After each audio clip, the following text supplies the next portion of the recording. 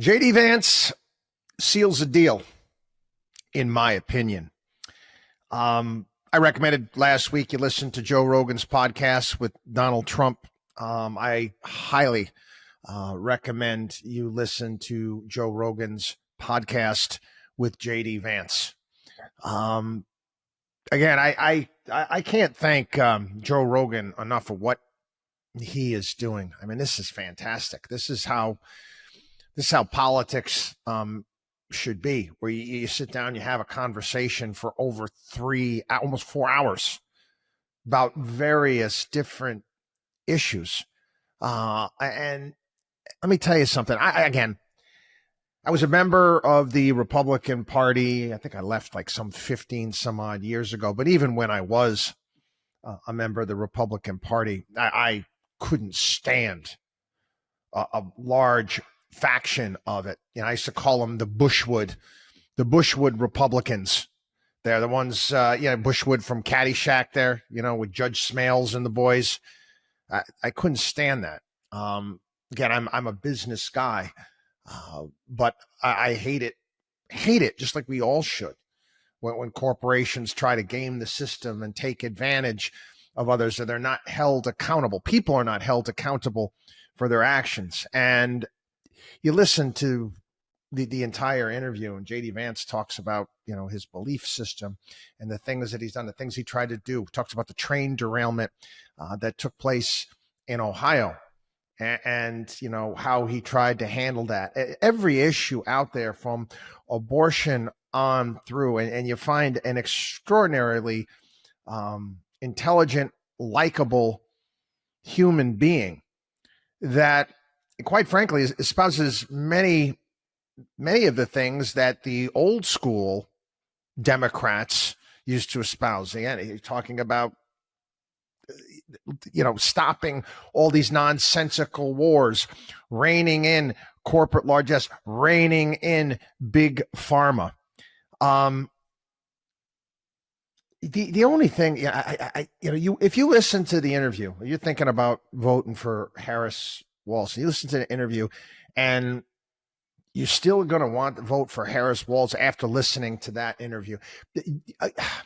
You've got I'm sorry, I don't want to mean to be offensive, but you've got a bit of a mind virus. You have a bit of it's a progressive. It's like you belong to a religion. You really do. That it's, again, you can't deviate from. You may be part of that, again, that far left trans nonsense. You worship at the feet of abortion, whatever it may be. But you cannot listen to that, or you can't listen to the Trump interview, and then, even, like I said, JD Vance would be better, and say that the better choice is Harris Walz. You can't. There's no logical explanation for it. Anyway, I want to touch quickly as well on a piece today by Kimberly Strassel in the Wall Street Journal, talking about trash talking the voters. And obviously we did a bit, the garbage man can yesterday here on the program. And, Kimberly basically talks about the left today. And basically it's she calls it toxic democratic arrogance. This is what they've become. We're idiots, yokels, deplorables. We get that phrase that the left uses, toxic masculinity. Again, you write off women as handmaids or religious fanatics. You got a long list of ist and phobe words. If you don't bow down to this mind virus, this progressive dogma, you're a fascist, you're a sexist, you're a racist, you're a nationalist, you're an insurrectionist, domestic terrorist, extremist, far-rightist, and a homophobe, and a Nazi. These are the names that they're calling people on the right. And again, you even see it on television in Hollywood today, for the most part, outside of the stuff that Taylor Sheridan is doing, white males on TV and movies nowadays are portrayed as fat, weak, and stupid. That's how it is. Whether it be on a commercial, doesn't make any difference. That's how you're portrayed in Hollywood nowadays. Michelle Obama lectures the men in our lives that only vote for Kamala Harris will prove they take women's health seriously. Women's health seriously. Don't be a misogynist, I guess. Barack Obama tells black men that a failure to vote for Kamala is evidence that you aren't feeling the idea of having a woman as president. Don't be a sexist. First and foremost, Obama would be better off saying that, listen, you're voting for Obama, you're voting for me. I'm running the country. Should have been honest.